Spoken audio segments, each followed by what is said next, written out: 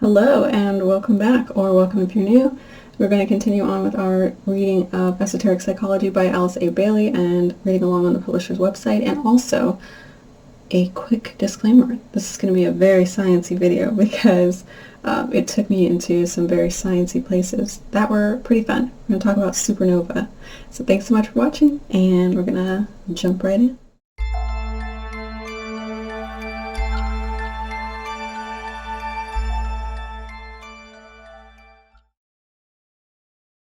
In April 1970, folk singer Joni Mitchell released a song named Woodstock about a festival which she didn't go to. In the chorus there is a lyric which has a particular relevance to our topic today. We are stardust. We are stardust. It sounds like a cliche, but as it happens, from a scientific perspective, she was actually correct. We are indeed stardust, as in the cosmic dust that was present in the cloud that formed the solar system. Everything and everyone on this planet is made from atoms which were once floating around in space. And in the case of the solar system, something woke the cloud and seeded it with life-giving elements. So what was that thing? Well, it was an explosion. Our galaxy, and all galaxies in space, have a particular chaotic mechanism which drives the evolution of their stars. A cosmic pollinator, if you would, for enriching the galaxy. One which can shape worlds and destroy them alike. A supernova.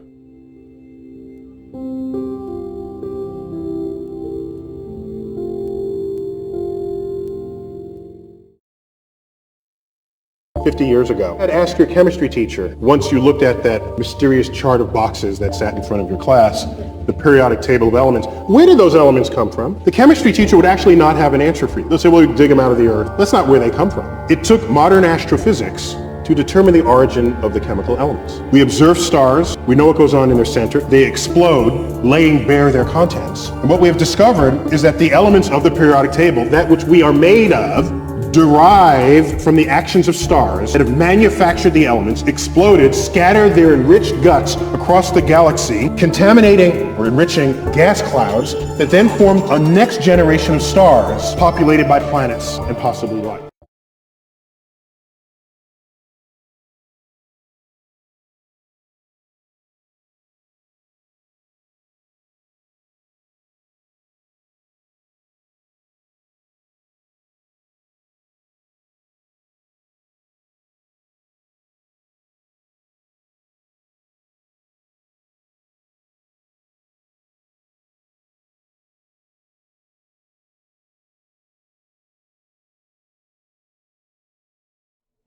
So back on the publisher's website, again, this is question 5.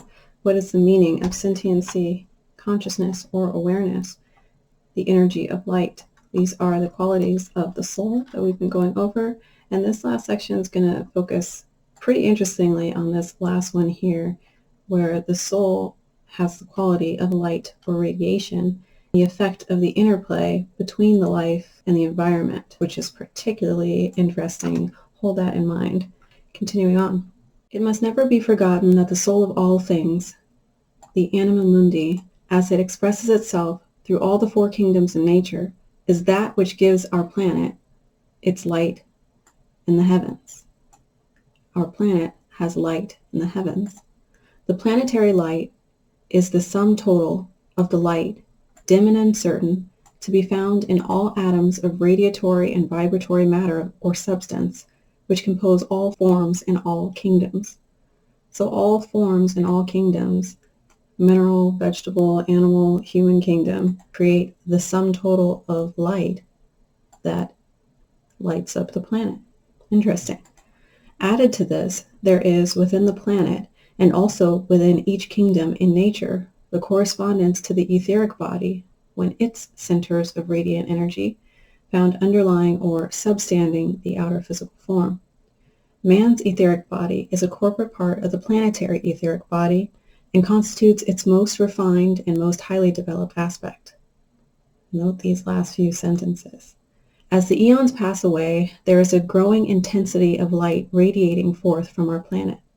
This does not necessarily mean that a dweller on Neptune would see our planet glowing with an increasingly brighter light, though this does happen in a few cases in the universe.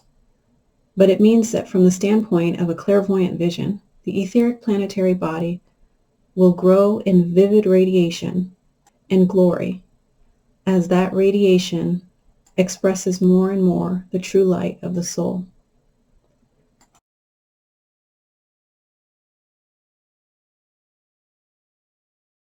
Okay. As evolution proceeds, these dim points of dark light intensify their glow. Their light within the head flickers at intervals during the life of the average man and becomes a shining light as he enters upon the path of discipleship. When he becomes an initiate, the light of the atoms is so bright and the light in the head so intense, with a paralleling stimulation of centers of force in the body, that the light body appears. Eventually, this body of light becomes externalized and of greater prominence than the dense, tangible physical body. This is the body of light in which the true Son of God consciously dwells. After the third initiation, the dual light becomes accentuated and takes on still greater brilliancy. Here we're talking about it in terms of all the forms in nature having their varying degrees of light, which we talked about in the past.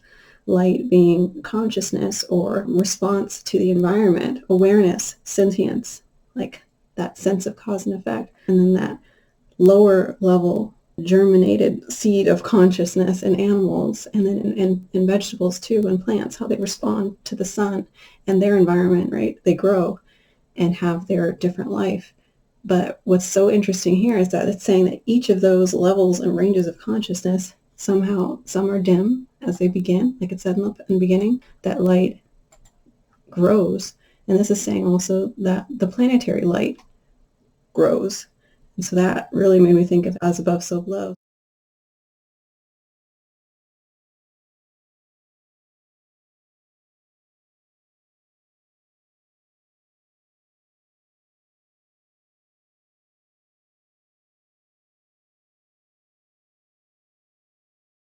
So imagine, somewhere over 12 centuries ago, this was said and understood about our universe and how we should live. Truth, certainty, that in which there is no doubt, that which is above is from that which is below, and that which is below is from that which is above, working the miracles of one. As all things were from one, its father is the sun, and its mother the moon. The earth carried it in her belly, and the wind nourished it in her belly, as earth which shall become fire. Feed the earth from that which is subtle, with the greatest power. 13.8 billion years ago, the universe begins with the Big Bang. Within a second, it cools enough for particles to form. And within a few 100,000 years, these particles combine, forming the first simple atoms, hydrogen and helium. These ancient atoms are the foundations of everything. At this early stage of the universe's evolution, the ingredients do not yet exist to make even the most basic molecules of life. And as space expands, these atoms are in danger of dissipating into the void.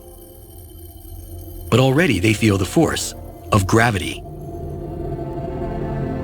Under its influence, everything that matters will come together.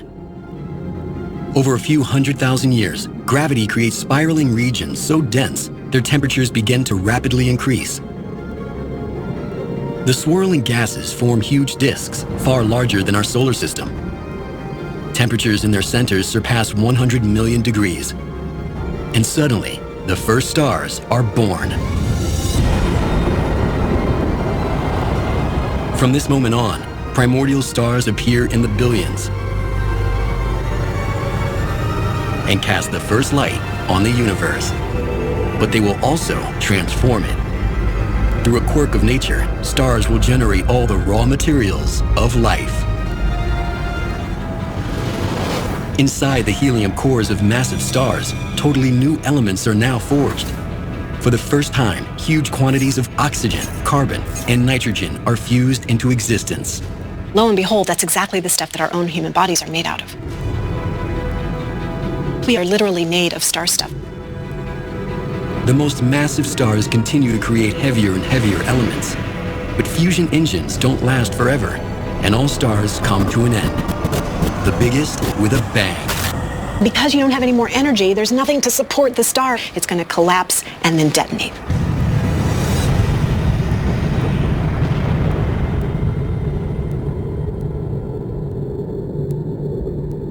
"13 billion years ago, the death of the first generation of massive stars spreads new atomic elements into the void. The universe reaches a crucial threshold. For the first time, it contains everything necessary for life to form."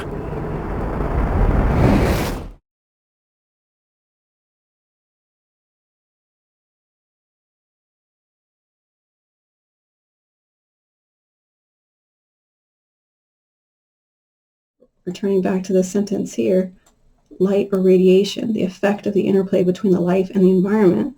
Where we see this happening is with the stars. If that's an as above, so below to this concept that it's talking about here, that would be interesting, just as a basic level, to kind of understand something that has been scientifically studied, because as we try to understand the so below, we'll get a better understanding of the as above. So let's see where this takes us, shall we?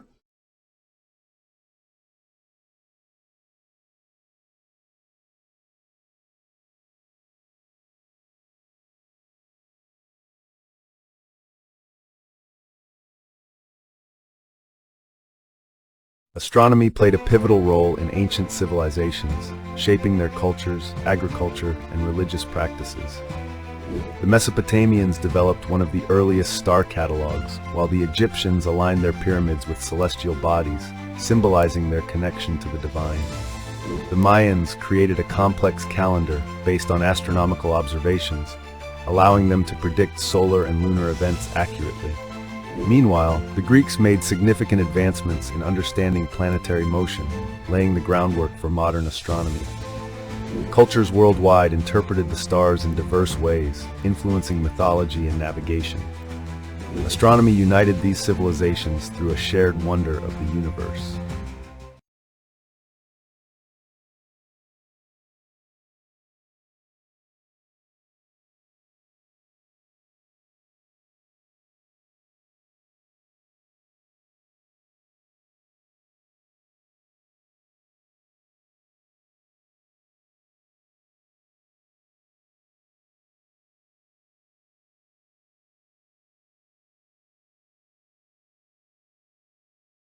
Uncover the interactions between early human groups and their environments, shedding light on how humans have adapted to diverse and changing climates.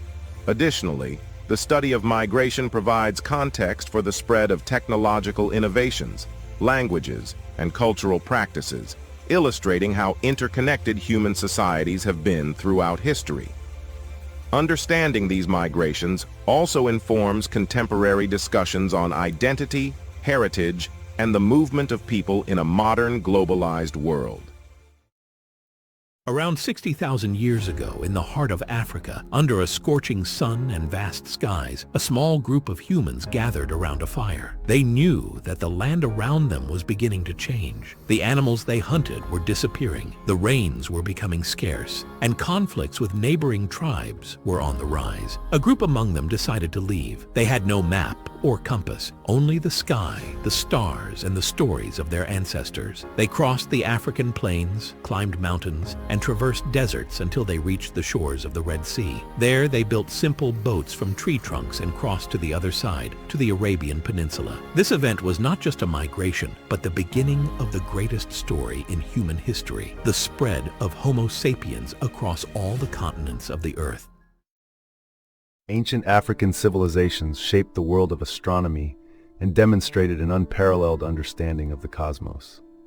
From the meticulous alignment of structures like Nabta Playa, which predates Stonehenge, African ancients tracked celestial events with remarkable accuracy. Their supreme knowledge went beyond impressive calendrical systems, offering insights into planet movements and star cycles that were integral to community life and agricultural planning. This profound comprehension of cosmic phenomena showcased not just a technical prowess, but an intellectual superiority that was unrivaled in its era.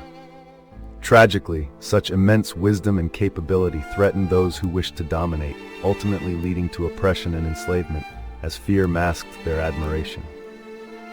This narrative stands testament to the undeniable legacy and intellectual supremacy that ancient African civilizations held.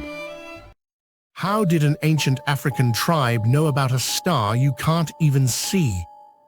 The Dogon tribe of Mali spoke of Sirius B, a dense, white dwarf star, long before it was discovered by Western astronomers in 1971. They described its orbit, its tiny size, and even its gravitational pull, all with stunning accuracy. But here's the twist. Sirius B is invisible to the naked eye. So, how did they know? Oral traditions? Ancient contact? Something science can't explain yet? Were the Dogon simply brilliant astronomers, or were they told? What's your theory? The stars became a shared language, uniting communities under a common understanding of the cosmos. But this connection to the heavens went even deeper. For many ancient peoples, the stars weren't just tools, they were divine. The next step in our journey will explore how these celestial observations became intertwined with religious beliefs, transforming the stars from practical guides into sacred symbols. Across countless ancient civilizations, the stars were far more than just points of light in the night sky. They were sacred, woven into the very fabric of spirituality and belief. For many cultures, the heavens were a divine canvas where celestial bodies symbolized gods, ancestors, or cosmic forces that governed human destiny.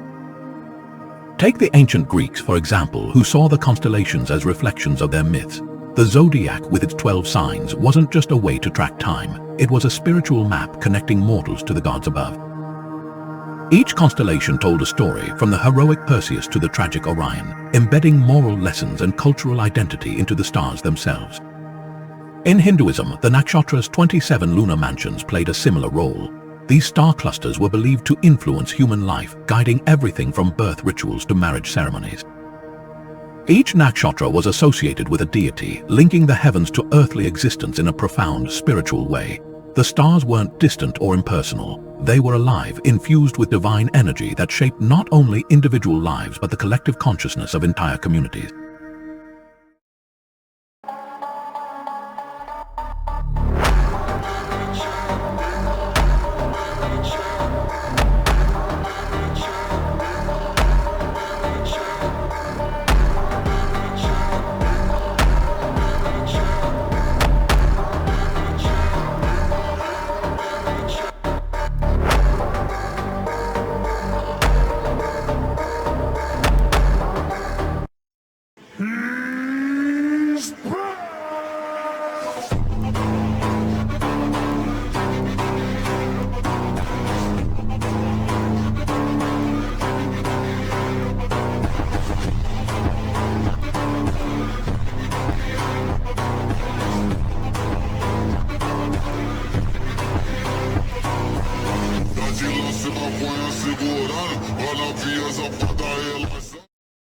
Top 10 strong Greek gods.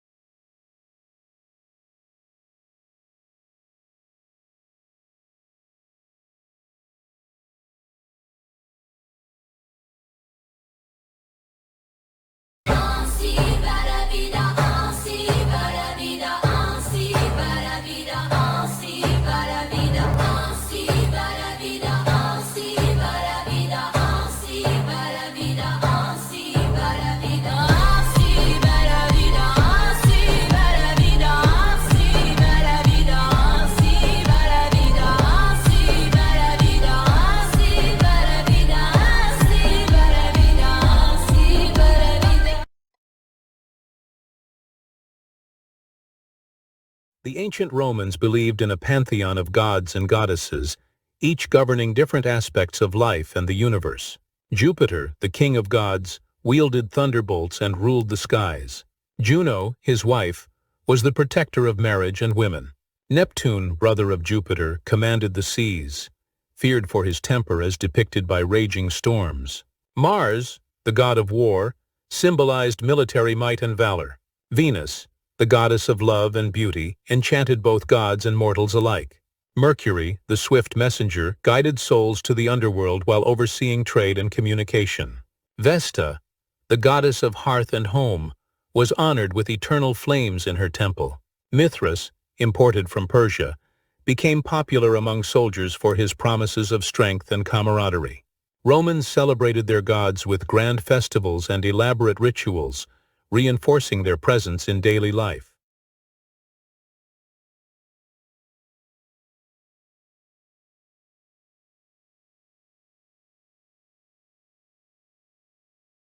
Imagine a shape so perfect, so balanced, that ancient mystics believed it could channel divine energy from the heavens to earth and back again.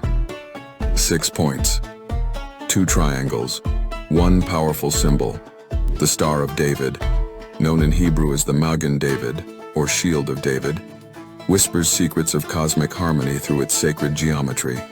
Look closely at its form. 1 triangle reaches upward, like flames ascending toward heaven. The other points downward, as if divine energy cascades to earth. Where they interlock, they create perfect balance, the merging of balanced forces. In the hidden teachings of sacred geometry, this star carries the essence of the Merkaba, a divine chariot of light. The word itself might reveal its purpose. Mer for light, Ka for spirit, Ba for body, a vehicle for the soul's ascension. Each of its 6 points represents a direction in space: north, south, east, west, up, and down, suggesting that divine protection surrounds us from all sides, at all times. For centuries, Jewish mystics have gazed upon this star, seeing in its lines the connection between humanity and the divine. The upper triangle, God reaching down to humanity. The lower, humanity reaching up to God. Their union, perfect communion. Though mostly recognized as a symbol of Judaism, its sacred geometry speaks a universal language. It reminds us that in perfect balance lies perfect protection and divine harmony. The Star of David, a cosmic blueprint revealing how heaven and earth eternally embrace, and how we stand at the center of this divine connection. Have you ever wondered how ancient texts could reference stars that continue to captivate modern astronomers? In Surah An-Najm, verse 49, the Quran states, "And that he is the Lord of Sirius." This is extraordinary because Sirius, also called the dog star, is the brightest star visible from Earth and has been revered by many civilizations for thousands of years. Why is this significant today? Modern astronomy reveals that Sirius is not a single star, but a binary system. Sirius A, a bright main sequence star, and its faint white dwarf companion, Sirius B Ancient. Arab astronomers meticulously observed Sirius's position and movements, preserving this knowledge through generations. Islamic scholars built upon this foundation during the golden age of science, advancing astronomy and navigation.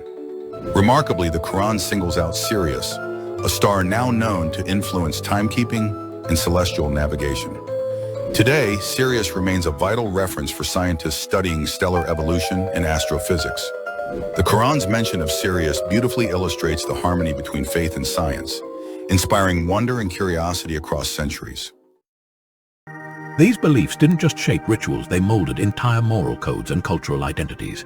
The stars and planets were seen as guardians of order and justice, their movements a reflection of cosmic balance.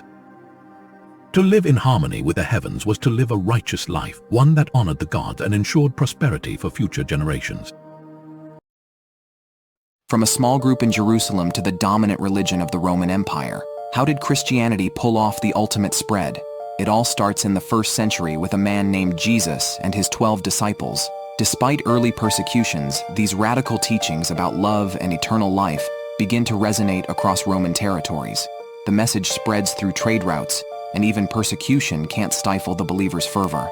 By the 3rd century, Christianity has its hooks in every corner of the empire, from peasants to powerful aristocrats. Enter Constantine, the first Roman emperor to convert to Christianity in 312 AD. Constantine's endorsement propels Christianity to official status, transforming it into the empire's premier faith by the 4th century.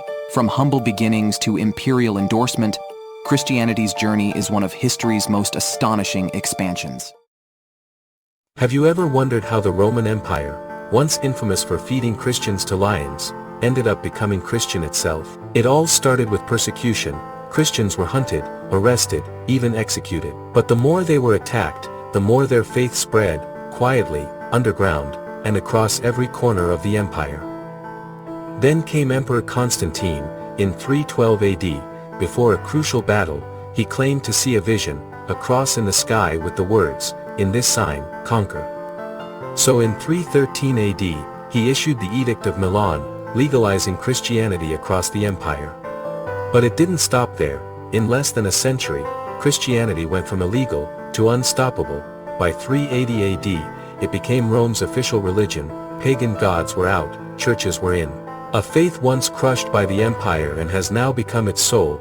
Rome didn't just embrace the cross, it made it the center of its world. In ancient Rome, power wasn't just about armies. It was about belief. The emperors weren't just rulers. They were gods. At least that's what Rome wanted people to think. Worshipping them wasn't just a tradition. It was a duty, a test of loyalty. Temples were built, priests were chosen, sacrifices were made, cities held festivals in the emperor's name.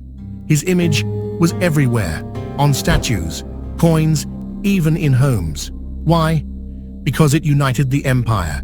Citizens and soldiers swore loyalty, not just to Rome, but to the emperor himself. If you refused, you weren't just disrespecting a man, you were defying the empire. And that meant punishment, exile, prison, or even death. Emperor worship wasn't faith, it was control, and it helped Rome rule for centuries.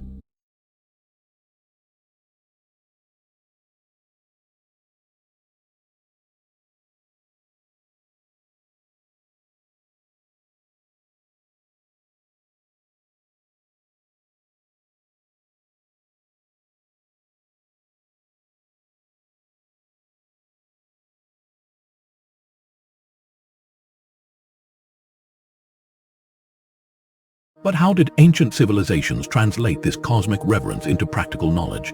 How did they observe and interpret the stars with such precision? The answer lies in the tools and techniques they developed, from simple observatories to sophisticated instruments that bridged the gap between the earthly and the divine. I am Abraham ibn Ezra, a Jewish scholar navigating the vibrant courts of medieval Persia. My passion? The stars above. I advised sultans on the mysteries of astronomy, unraveling celestial patterns that guided their decisions. My works, rich in knowledge, blended science and poetry, illuminating the minds of those around me. Yet here lies the irony. Centuries later, my insights traveled west, shaping European science, often credited to others. A testament to the interconnectedness of knowledge, my journey reflects the beauty of collaboration across cultures, even when recognition fades. In the vast tapestry of history, my contributions remind us that wisdom knows no boundaries. Ever wondered why Hipparchus is a big name in astronomy? He invented trigonometry, changing how we measure angles. Hipparchus compiled the first star catalogue ever created. He discovered the precession of the equinoxes, a game changer. His models for the sun and moon were incredibly accurate. Hipparchus influenced many later astronomers, including Ptolemy. He's often called the father of astronomy for good reason. His work laid the groundwork for modern astronomy. Hipparchus's legacy continues to inspire scientists today. Let's celebrate the genius of Hipparchus and his contributions.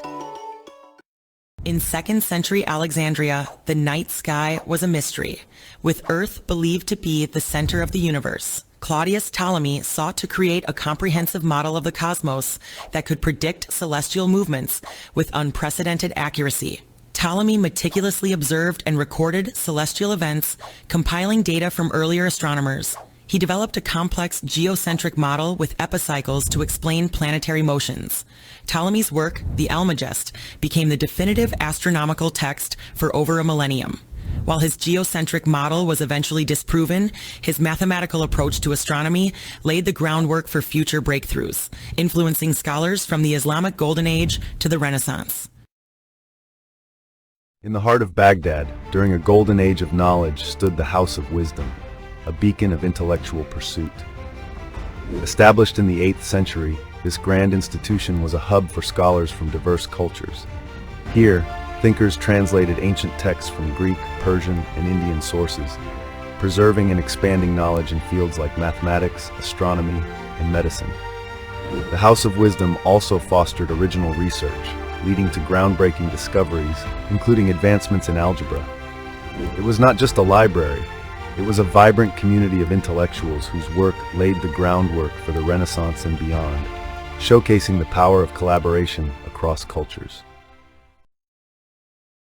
How did a 13th century Muslim polymath redefine astronomy and math as we know it? Nasir al-Din al-Tusi was a polymath who made significant advances in astronomy and mathematics. His work on planetary models helped correct and refine Ptolemaic astronomy, paving the way for later scientists like Copernicus. In mathematics, al-Tusi contributed to trigonometry, establishing it as a distinct field, and laid the groundwork for future developments in geometry. Did you know about the astrolabe, an ancient marvel of ingenuity from ancient Greece and the Islamic Golden Age? This sophisticated instrument was used for solving problems related to time and the position of the stars. Perfected by Islamic scholars, the astrolabe could determine latitude, measure the altitude of celestial bodies, and even assist in navigation. Its intricate design and multifaceted functionality made it a vital tool for astronomers and navigators for centuries. The astrolabe symbolizes the incredible advancements in science and technology achieved by these ancient civilizations. The scientific revolution, a pivotal moment in history, began in the 16th century, transforming the way humanity understood the natural world. This shift from medieval philosophical traditions to modern science was spearheaded by figures like Nicolaus Copernicus, who proposed a heliocentric model of the universe. His ideas challenged the long-accepted geocentric model, paving the way for further advancements by scientists such as Galileo Galilei and Johannes Kepler. Galileo's innovative use of the telescope unveiled a more complex cosmos, while Kepler's laws of planetary motion provided a mathematical understanding of celestial movements. Together, these thinkers laid the foundation for Isaac Newton's groundbreaking work on gravity, forever altering the trajectory of scientific exploration and thought. This era marked the beginning of systematic, evidence-based inquiry that remains a cornerstone of scientific practice today. In 1543 AD, Copernicus demonstrated the math behind the controversial idea that Earth moves around the Sun. His idea was so revolutionary that Copernicus was afraid to publicize it. However, once the idea was finally accepted, we realized that the Sun is a star, not a god, and that we aren't located at the center of the universe. Here's what goes on. We have the 7 planets, and Copernicus comes along. Yes. Mid-1500s. Mid-15, and he says, you people are dumbasses because the sun is not a planet. We lose the sun and the moon. Right. In the planet count. That takes it down to 5. But we gain what? Wait, you're losing me. Before Copernicus, we had 7 planets. Right. All of them moved against the background stars. After Copernicus, we have 5. We have 5 because we lost the sun and the moon. Sun and the moon. Okay. Right. But we gain 1. Oh, us! Ah! Yes! Exactly. Well, of course, that makes sense. we gain 1. But only to find that we were the wanderer all along. Giordano Bruno, 1548 to 1600, was a visionary who saw beyond his time. He expanded Copernicus's heliocentric model, proposing an infinite universe filled with countless worlds. His radical ideas on science and free thought clashed with the religious dogma, shaping European knowledge. But don't get too excited. Despite his brilliance, the Inquisition deemed him dangerous. In 1600, Bruno was burned at the stake. His mind reached the stars, but his body turned to ashes. Galileo Galilei, 1564 to 1642, was an Italian astronomer, physicist, and engineer who played a key role in the scientific revolution. He improved the telescope, leading to groundbreaking discoveries like Jupiter's moons, Saturn's rings, and the phases of Venus, which supported the heliocentric model. His advocacy for Copernican theory led to conflicts with the Catholic Church, resulting in house arrest. Galileo also contributed to physics, formulating laws of motion and inertia. His works, like Dialogue, concerning the two chief world systems, influenced modern science, earning him the title Father of Modern Astronomy. Imagine being punished for discovering the truth about our universe. That's exactly what happened to Galileo. In the early 1600s, Galileo challenged the Church's view that the Earth was the center of the universe. Using his telescope, he discovered moons orbiting Jupiter, proof that not everything revolves around Earth. But the Church declared Galileo's findings heresy, claiming they went against Scripture. He was forced to recant his work and spent the rest of his life under house arrest. Everyone knows Galileo, but what if I told you he wasn't alone? Various minds, monks, rebels, and scholars risked everything to defend a forbidden idea, that the Earth moves around the sun. At the time, it wasn't obvious. The Church dictated the opposite. Paolo Foscarini, a Carmelite priest, tried to save science through Scripture. He told the Church, the Bible isn't wrong, it's just too poetic. The Inquisition banned him, silenced. Tommaso Campanella, philosopher, revolutionary, 27 years in a dungeon. He defended Galileo with a secret manifesto, written behind bars. Johannes Kepler, in 1596, published Mysterium Cosmographicum, the first book to argue for Copernicus's heliocentric model on scientific and theological grounds. Societies come and go, but ideas live forever. The Age of Discovery in the 15th century brought about a new breed of celebrities, explorers like Christopher Columbus and Vasco da Gama. These figures captivated the imagination of the masses, celebrated for their daring voyages and discoveries of new lands. Society viewed them as pioneers, forever changing commerce and cultural interactions across continents. In the 16th century, figures like William Shakespeare and Leonardo da Vinci redefined fame and celebrity.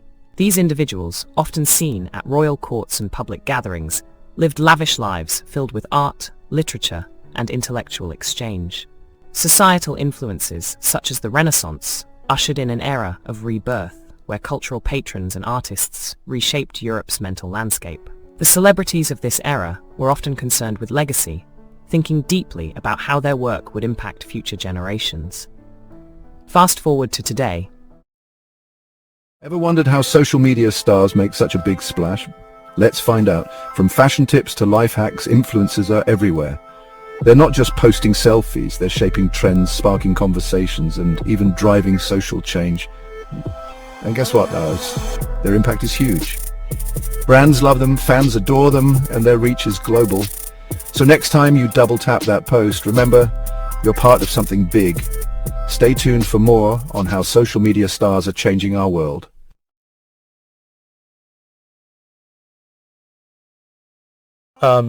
But I think what has happened in our society is fame and fortune used to come as a result of doing something else. It was the unintended byproduct. Like, I discovered, radiation. Oh, Marie Curie, you're so famous, right?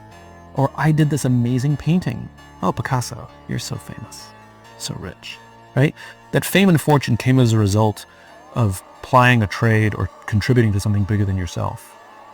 And now, fame and fortune are the currency. Like, people crave fame and fortune without doing anything.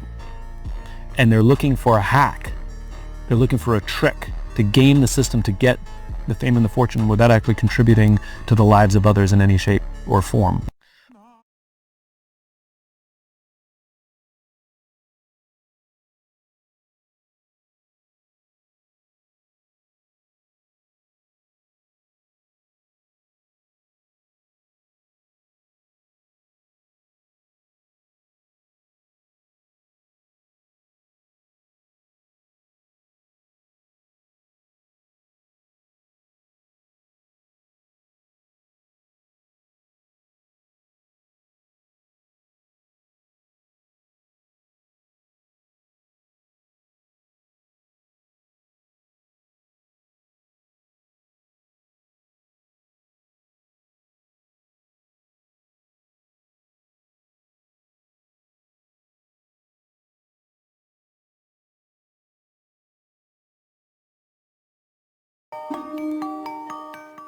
fame in its earliest forms is some sense that human beings need something beyond themselves. So they almost invented gods as a way of explaining what happened next. And if there are gods, there's going to be contact with gods. Some people are going to be closer to them than others. The word celebrity itself in the 1400s still meant the celebration of the sacred.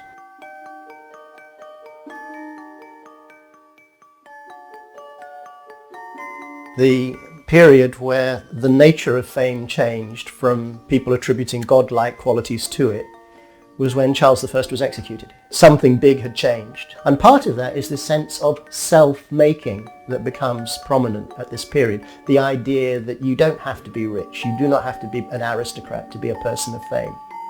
We begin to enter into a situation where the people become celebrities. He represents the cult of personality that we now know today. Oscar really was a nascent celebrity.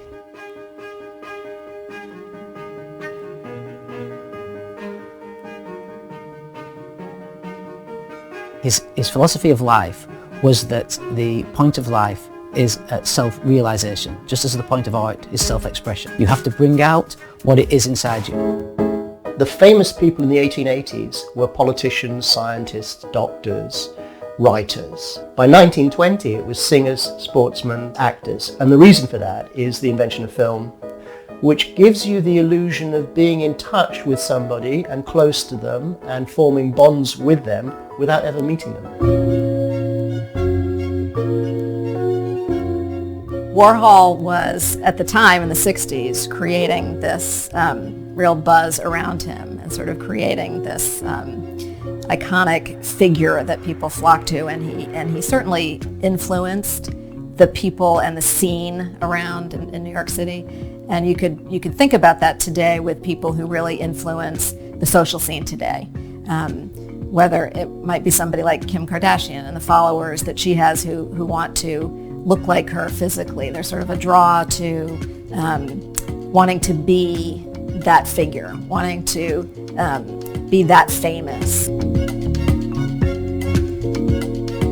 You think about Warhol right now in this era that we live in with everybody taking selfies and these images of themselves, and thinking back to Warhol when he filmed himself eating a hamburger. I mean, he was one of the pioneers of putting the camera, turning the camera on oneself. Think about Andy Warhol now with an iPhone. That would be the best Instagram account to follow, right? Why so many people are attracted to celebrities is that we live in an age of profound anxiety. Part of that is wanting acceptance and approval in life. You want to be accepted by people and you want to be approved by people. Who are the people that are paid most to be accepted and approved? Celebrities.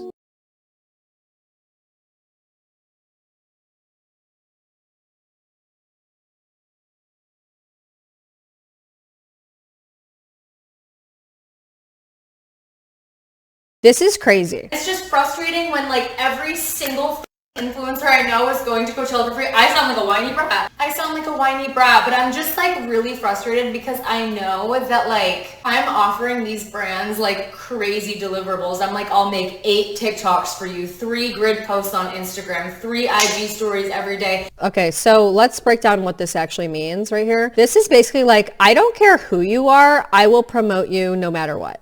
Okay, this is literally the same as my video I did on that teacher who was begging for sponsorships.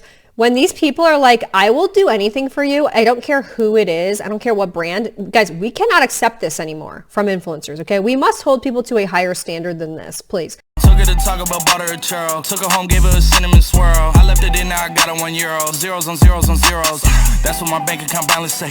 I got a check from a shoe company, now I do anything the New Balance say. I bought her a plane ticket out of state.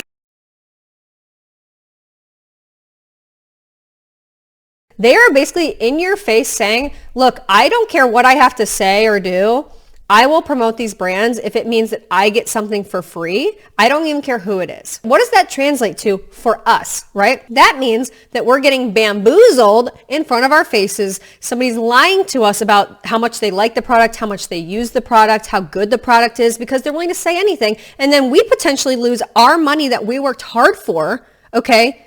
Because an influencer lied, because they were paid to do something else. This is a disastrous, evil, wicked scheme that these influencers are doing. I'm sick of it. And I make really entertaining content when I go on trips. I do. I'll give myself that. And I just know I'm going to Every influencer thinks they make the best content, and none of them do. see these boring influencers going with a brand, everything's paid for, and they post like one thing over the course of 3 days. Like, got ready with me for day 2. And they don't talk about shit. I'm sick of these boring influencers. Wait, hold on. If there's any brands watching right now, I swear I'm not crazy, but like, I'll do anything for you, love. I'll rub your feet. I'll make 15 TikToks. I'll do it all. I'll make it worth your while, okay? Coachella. Like, I want to go so bad for some reason. There is a tent on Airbnb and it's literally titled like Tent in India. That's looking like my fate these days. And you know what? 2021 Tower would have eaten that shit up. I'm just I want like a house this year. I don't know. It's so out of touch. It's almost on a weekly basis I'm seeing influencers do this tactic. It pisses me off.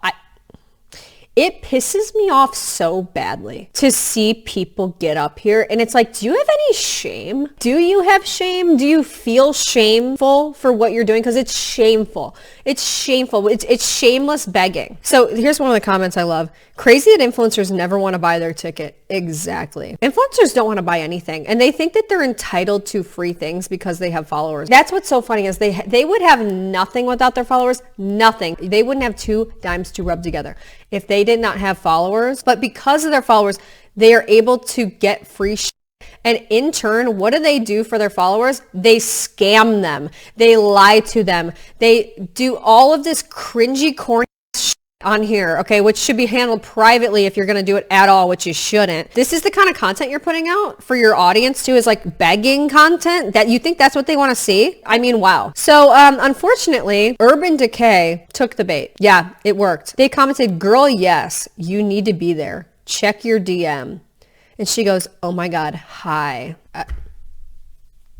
No words. So as I said, Urban Decay took the bait. They reached out to her behind the scenes and they decided to send her all expenses paid to Coachella. Let's watch the madness begin. As y'all know, I finally got invited to Coachella and the brand that invited me is Urban Decay. So I'm running my first major Coachella errand right now. I'm at Sephora because I want to get a bunch of Urban Decay makeup to bring to Coachella. I hope that people can read between the lines here. I sincerely do. Think about this really quick. First of all, Urban Decay probably is going to send you makeup, okay, which just pisses me off as it is. Like, she's probably going to get like a whole new makeup collection worth thousands of dollars just from Urban Decay for, you know, going with them. But she's going to shop for Urban Decay because she doesn't have any.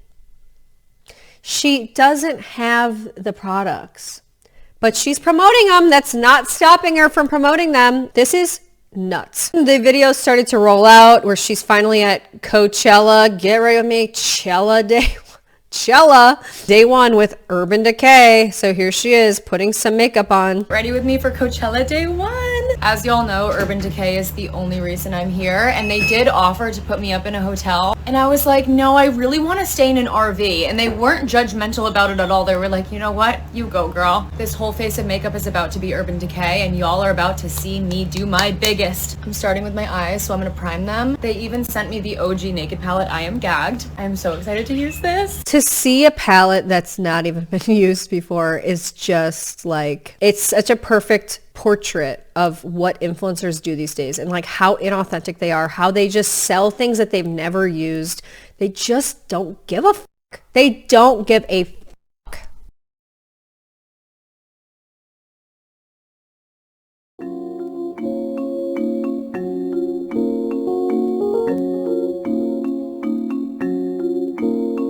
Some people document their life, which means that they don't lie, they just have a camera rolling. And some people create their life. So they actually stage a picture, they actually stage an outfit. I think that this will be the difference between a good influencer and a bad influencer.